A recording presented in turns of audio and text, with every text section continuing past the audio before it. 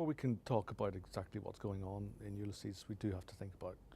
what exactly the background and what kind of the history that it was coming out of. Yeats's Wind Among the Reeds I mentioned as being an apocalyptic millennial volume, and partly that's to do with the kind of the heartbroken lover who's in the poems, and the heartbroken lover who works his way through to the end of time, indeed, with the Fiddler of Dooney dancing at the end of time. But there's something else going on there, of course, through 1890s Ireland into the beginning of the 20th century, because the great hope for independence, or the partial independence which was known as Home Rule in the 19th century, had foundered with the death of Charles Stewart Parnell in the beginning of the 1890s. Both Yeats and Joyce, and indeed famously Joyce's father, were staunch Parnellites. And the story of the death of Parnell and of the disgrace of Parnell is famously told in Joyce's Portrait of the Artist as a Young Man, where the young boy is witness to a ghastly family argument over the downfall of Parnell, and indeed his downfall as a consequence of his adulterous affair with the wife of one of his members of Parliament. So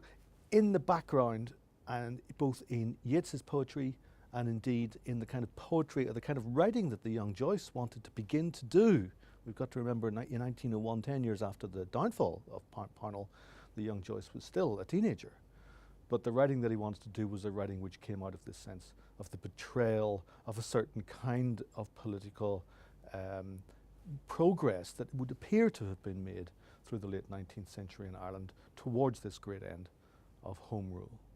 Now, at the same time as Parnell was rising through the 1880s and falling again at the beginning of the 1890s, there was another revival which was going on in Ireland at that particular point in time. And this is something we've come to know as the Gaelic Revival or the Irish Revival. Among the leaders of this were the great Fenian, returned Fenian, John O'Leary, and indeed Yeats himself, and the various other people who were gathered around this. This was a great age of translation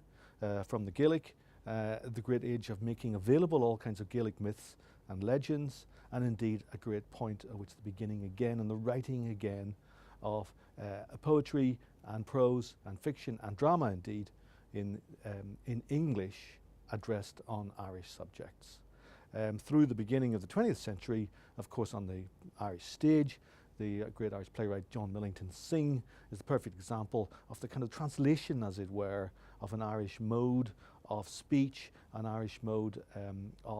founded in west of Ireland writing, and the attempt to put this on the stage, as they initially did on the Abbey Theatre stage in Dublin through the 1900s. The young James Joyce decided, though, to take another route.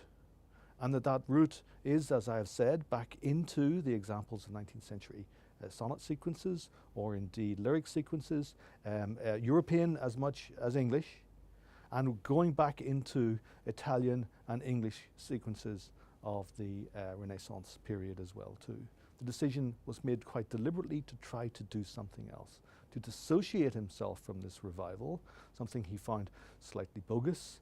Yeats, of course, has the famous phrase of the Celtic twilight, and Joyce, in one of his more scurrilous satiric attacks on these people, called it the Celtic toilette.